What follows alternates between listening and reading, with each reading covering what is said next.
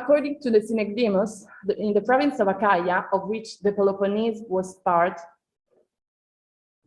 there were at least 26 cities. This source, although recorded by the 535, should outline the state of the empire in the first half of the 6th century. What this administrative list states is even more important, as Navramea had already pointed out, if one takes into consideration that these 26 cities constitute 1/3 of the total number of cities in the entire province, which are said to be 79. The capital of the province, Corinth, and the capital of the province was Corinth, and this explains why in the northeastern area of the region there is the largest number of settlements, 10, according to what is recorded in the Synecdemus. On the contrary, according to the same source, only 4 cities are attested in the central and inner zone, while the coastal ones were most frequently located in the western and southern Peloponnesian areas. It is possible to find this phenomenon also in a slightly earlier cartographic source, the well-known 4th century Poitinger table, where 31 Peloponnesian settlements seem to have been connected by a network of 34 road axes. We can therefore observe that already during the second half of the 4th century, an eastern settlement shift occurred towards the direction of Corinth. Episcopal lists also provide data. 12 bishops are known in the Peloponnese between the 4th and the 7th century. For that time, we have to imagine a network of ecclesiastical administration that was headed by as many bishops. However, the span under consideration refers to at least 4 centuries, and the existence of these bishoprics is not always contemporary, as you can see on this chart. In the Peloponnese, more than 100 are the sites with archaeological evidence attributable to late antique religious contexts. The specificities of each site must surely have influenced the reason behind the edification of churches. The need to query the archaeological data combined with historical events and sources becomes evident when one wants to understand the landscape. I therefore leave the floor to Rebecca Sweetman, who will illustrate what was the impact that Christianity had in the landscape in the Peloponnesian one, as well as in the other Greek regions. As Priscilla said, I'm going to be talking about the late antique religious landscape. The transformation of the religious landscape from polytheistic to monotheistic took place over a period of around 300 years. It was a really slow process, not one that we would automatically think took so long, but it's most visibly marked in the landscape by the construction of churches, as Priscilla was saying, from the early 4th century, after Christianity had become the state religion, and indeed after Constantine apparently requested people to build, bishops to build churches. And so, you know, you've got lots of churches in Rome and Trier, Jerusalem and Antioch that are ascribed to this request to build. Church building represented the most overt signs of placemaking in Christian history, following centuries of shared tradition in mortuary and domestic contexts. Up to this point, Christian placemaking had been subtle. Catacombs were largely hidden from view, if not general knowledge, and communal worship took place in fairly indistinguishable locations. But once Christianity became the state religion, church building would have been a challenging endeavor. And as such, understandably, elements of the transformation were organic, but in order for it to be successful, some of it had to have been planned. In both conditions, however, placemaking and remaking, marked by the construction of churches, was a fundamental part of both effective conversion practices and then, of course, Christian life. Literary, epigraphic, and archaeological data reveals a number of ways in which this happened, from the carefully chosen location to architectural form to architectural features within a church, architectural reuse, to the figures and stories associated with the church, to the use of emotion, memory, and the senses as well. I'd also suggest that the somewhat fluid nature of identity in the late antique period, given the context of displacement and significant religious change, also played a role. So there's significant variety in construction dates of the earliest churches across the empire, from the beginning of the 4th century in the Holy Land to the earliest church in the Peloponnese, which is constructed in the early 5th century. Now, there we go, in the early 5th century. And those really early churches are likely to be the church that's just outside the sanctuary walls at Epidavros, and the church that occupies the so-called Workshop of Phidias at Olympia. The majority of churches are built, however, throughout the 5th and 6th centuries. And I'll argue that part of the impetus for this comes from the intense mobility in the East and the growth of public Christianity, which would have led to an increased awareness of identity and need for community cohesion. In terms of placemaking, so the actual term placemaking is still rather nebulous. Even in contemporary studies, a single definition isn't really used. The conscious process of placemaking likely began in the 1960s, but it became a term used by architects and urban planners by around the 1970s. The notion of placemaking in archaeology is often used in discussions of prehistoric communities and by those taking a phenomenological approach to the study of ancient societies. Marchand's work, he works on contemporary religious buildings in Jerusalem. His work is particularly engaging in his careful analysis of placemaking. He notes that place, or the sense of place, or even displacement, is a complex kind of mental representation, drawing upon information made available from a variety of diverse cognitive networks. He goes on to explain that displacement encourages consideration of place, and construction of place is a changing process according to one's thinking. So, for example, that constructing such mental representation is the act of placemaking. So what he argues is that if you take yourself out of your familiar place and go to another place that's not so familiar, that in itself is a process of mental placemaking. Therefore, remembering the place, so when you cast your mind back to that, it helps to stimulate the emotions of the place via placemaking. And in this work at the moment, I follow Ashmore's idea of meaningful places and consider places to be significant locations in a landscape that are interconnected with people, other places, and communities. They are attached to the senses, but there's a breadth and variety of space. Places can be made and remade and do not necessarily incite the same kinds of memories or feelings for all. But once a place is made, while different experiences and understanding are inevitable, the place encourages collective experiences and memory making, which can be transferred to other group contexts, thereby strengthening the community. As such, it's adaptable. It provides both a community focus as well as enabling community involvement. And then movement to, from, and incorporating places further helps to consolidate community identity.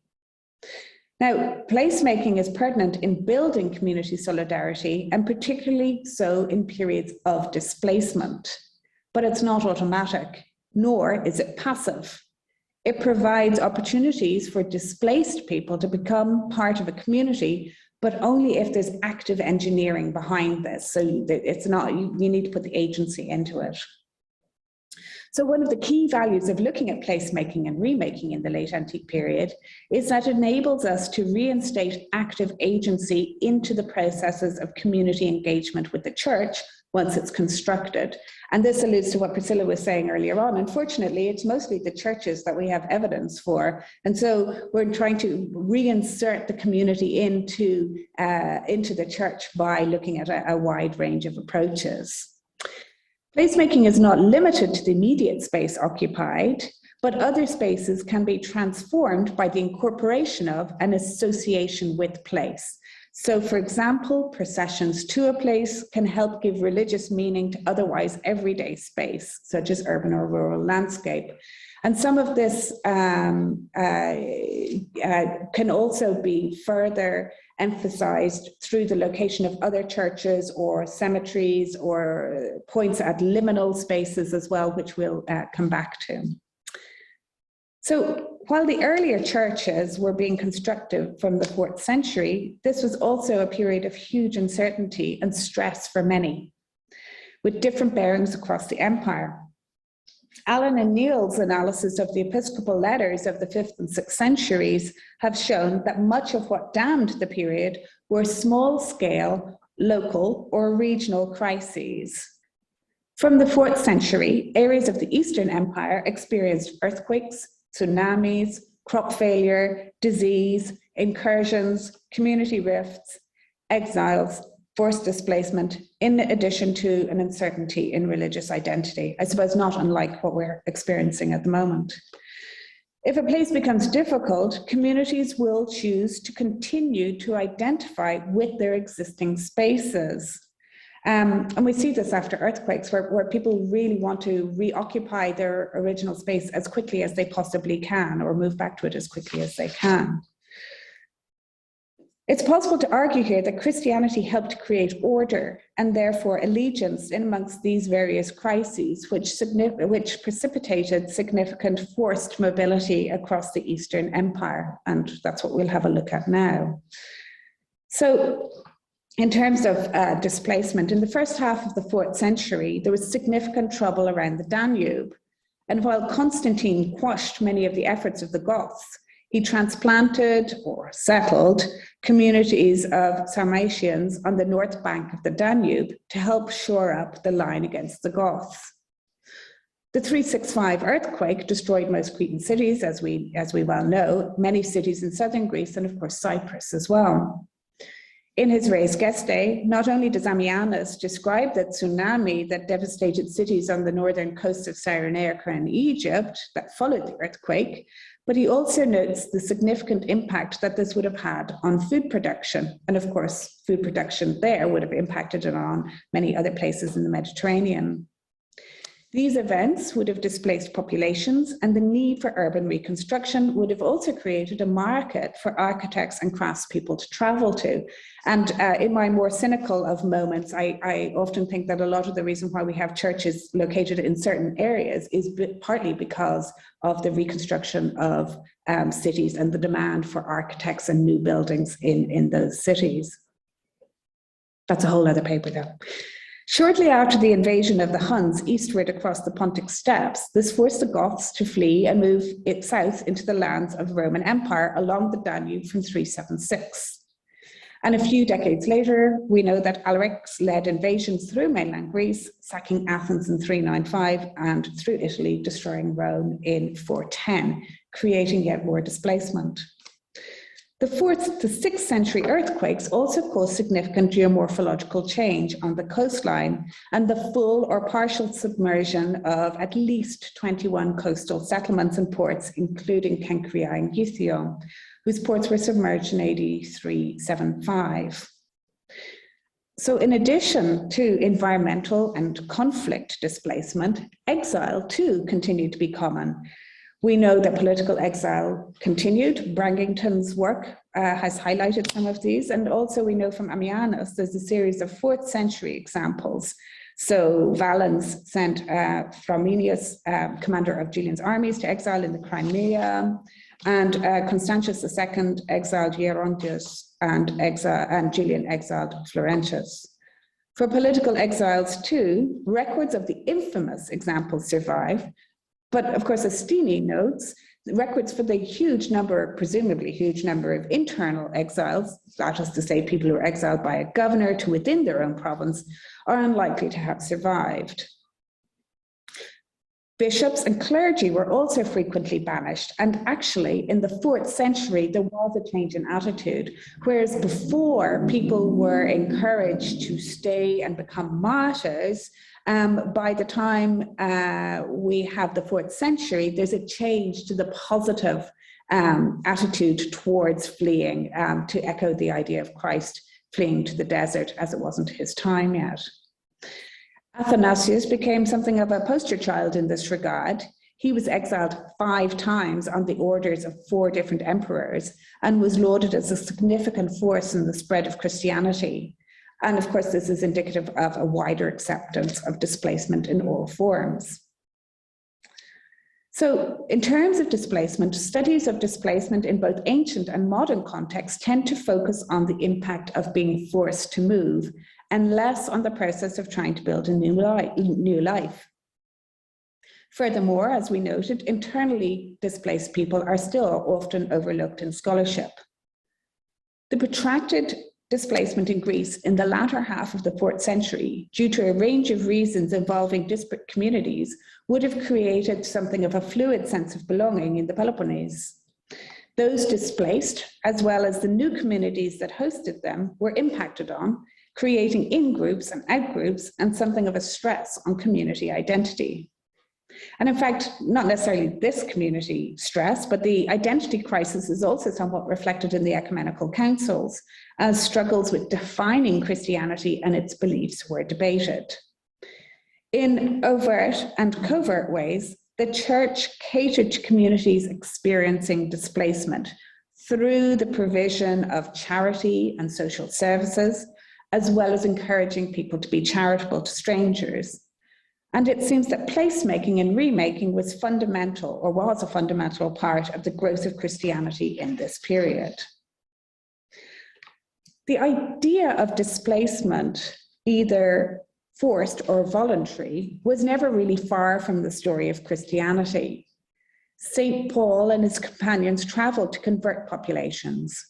Bishops traveled regularly too. So for example, we know that Titus moved from Crete to Jerusalem, to Corinth, to Macedonia. And then even after he had died, his relics were moved to Venice ultimately, and then back again. These people, when they traveled, they often, when they returned to their place, would build churches. This is the same for Titus, but also for somebody like Barnabas, who traveled to Antioch, Jerusalem, and Cyprus. And then the placement of his body was then marked by a later bishop, some 4 centuries later, Athanasius, who used the idea of the miracle. So he apparently found Barnabas and found the gospel with Barnabas in his grave, and used that to convince the Emperor Zeno that the Cypriot church was independent enough and didn't have to come under Antioch. So there's lots of different elements going on there. And then, of course, the church was built on top.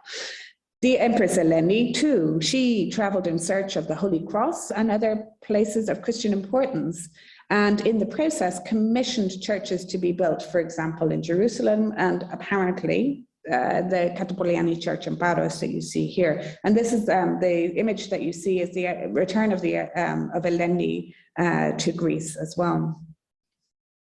Although bodies of the dead were not supposed to be moved in the early church, it began in the mid-4th century with people like Constantius II moving the bodies of Andrew and Timothy in about 365 to 7. And Ambrose famously brought the bodies of the proto-martyrs of Gervais and Protasius to his Basilica Ambrosiana in Milan. And of course, famously, we know in the case of Constantinople that it was a city without martyrs, so relics had to be brought in order to consolidate its importance. The presence of relics really is mostly an Eastern phenomenon. The earliest reliquaries are dated to about the 4th century, and it does spread to the West, but not really with the same kind of intensity. By the 4th century, relics are kind of given monumental status in terms of graves or shrines themselves. And of course, we have pilgrimage to them too. One of the main values of undertaking a pilgrimage was the creation of a tangible relationship with religious centers. And it was the same with the movement of bishops' bones or bishops' bodies or relics. Encouraging a rhetoric of movement as part of Christianity would also have enabled a shared sense of experience. And I'd argue that the connection between movement of people, be they dead or alive, and church foundation was carefully orchestrated to create a new community place. We'll see this in a few minutes with Corinth, where often you have churches located in specific locations in order to recall the church themselves, but also the experience of going on a mini pilgrimage even. The displacement of people in this period would add to the impetus for change to take place and new opportunities for placemaking. A carefully integrated approach would have been required in order to ensure that placemaking or remaking did not become displacement and alienate parts of the population. For example, with the appropriation of polytheistic space.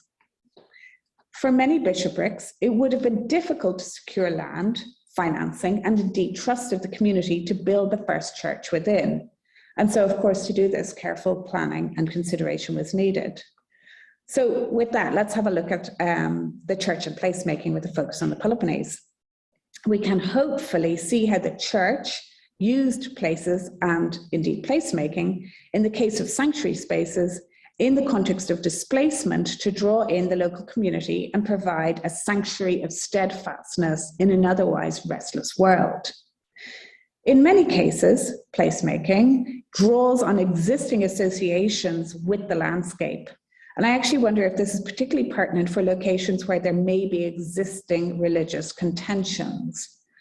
That the church draws on an element of communality to consolidate the shared sense of identity. And this may help to rationalize the early churches at the Temnos walls of Epidavros, Olympia, and of course, Delphi too. So if we have a look at some of the churches in the Peloponnese, so, you know, the earliest churches we have are the Church of the Holy Sepulchre and the Nativity in Jerusalem and in Bethlehem. And they're carefully associated, of course, with the stories associated with Christ and drawing on stories of his birth and burial. But if we look at the Peloponnese, we'll have a look at some of the early locations here, and Priscilla had already shown you many of them on her plan. So we already know that some of the earliest churches are located beside key sanctuaries. You can see the apse that is in the workshop of Phidias on the left, and then the church just outside the walls, or just outside the propylon at the sanctuary of Epidavros. Then when churches spread from ports to towns, they're found often on the outskirts of towns, very often in pre-existing cemetery space, in gathering spaces, but also in liminal spaces to a degree as well. Some of the earliest churches are also constructed in very visible location at ports. And it's been argued in earlier work that this is partly to do with the kind of transient community that would be more open to the idea of welcoming change. But these churches are also, early churches are also visible from the sea. So for example, this one of the churches at Methana, but also hugely important locations in terms of visibility within the rural space too. So this is Dioscorus in Yeraki, which you can see the church with a 360 view and all around from the church itself too. But they're not just in very visible locations. Churches are carefully located in very well-visited locations as well. So very often at water gathering points, at wells, or areas that have some sort of history of sacred springs. So for example, here in Pania Vania, in Arcadia or Elis, I can't remember, Arcadia or Elis, one or the other, that's terrible. But the other thing, of course, is they're quite often located on routeways. And this is one of the important elements because they're very visible on routeways. So the earliest churches, as I said, are located outside city walls, as you can see in the case of Argos and in the case of Corinth too. And in those cases in Argos, they're located at main gateways. And in the case of Corinth, very often they're located in cemeteries, for example, the Quadratus Basilica, which we'll have a look at in a few minutes. In fact, we'll have a look at Quadratus right now, which is here, and located in an existing cemetery. Chotusa is also located in an existing cemetery. The newly founded churches marked space in an obvious way in the landscape. However, once constructed, the church building itself functioned as a means of subtle control. They may have been located beside important routes or in control of economic resources or land. But the architecture too, with its foreboding exterior and selective accessibility and secrecy, would have created a certain level of desire in the population to find out what was going on. This is a reconstruction of the Acropolis Basilica in Sparta. You'll have to imagine the way to see. We did a very early use of 3D modeling, which we would no longer use, but these are the images from that.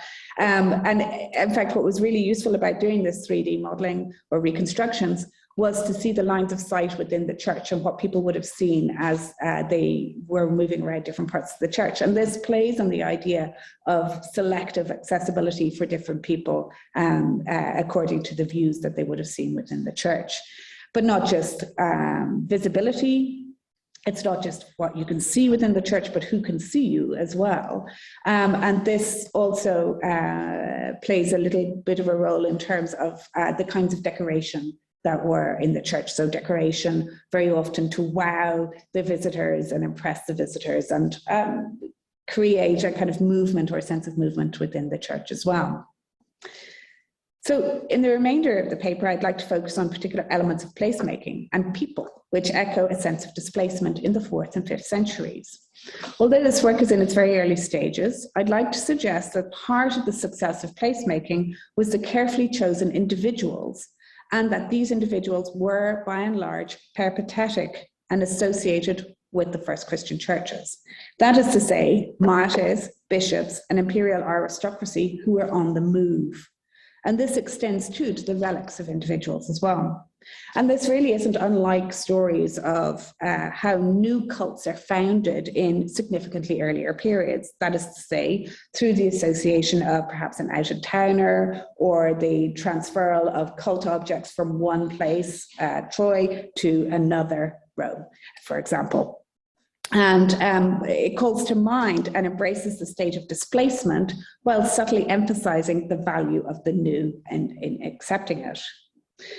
When we're fortunate, it's possible to make associations between individuals and churches through inscriptions and or literary records, such as the earliest church at Salamis, the Church of Ius Epiphanios, which was commissioned by the Bishop of Cyprus, Epiphanius himself. He was, of course, a wandering bishop and indeed known as an outsider too. So again, right from the get-go, we see that he has a propensity to move and to travel, and it's when he returns that he has the church commissioned and his body winds up being placed in the church. Now, I have looked briefly, and if anyone can give me other examples, but I don't think that bishops tend to found churches while they're in exile in other places. But when they do return from exile, most of them seem to have some sort of connection with a new church building, as indeed did Athanasius when he returned to Alexandria, where he constructed a church below what is now the Atenine Mosque. So it's going to require some more investigation, and for sure it's not always possible to identify individuals with particular churches. And in some cases we need to postulate associations, and there are some really tantalizing examples, but we can't really do anything. So for example, with the late 5th century church in Derea, we have an inscription here that Thyrsus the priest had the church and mosaics constructed. There's quite a lot of this kind of evidence associated with churches, and Priscilla probably has quite a lot in terms of the architectural fragments as well. We can identify some characters as real people. So for example, with the construction of the church at Elefthana here, we're very fortunate that the mosaic in the narthex talks about the Bishop Euphrates, who built the church, and they can also find his attendance at the Ecumenical Council too. So it both dates the church but also associates the bishop, although it has to be said there are some arguments about whether it's the same bishop. but we like to come down on one side in this case. In other cases, bones have been located in tombs or reliquaries in churches, but it's not always possible to find examples in the Peloponnese of strong associations, particularly with well-known bishops, martyrs, or bodies. But associations with displacement and/or a journey are numerous.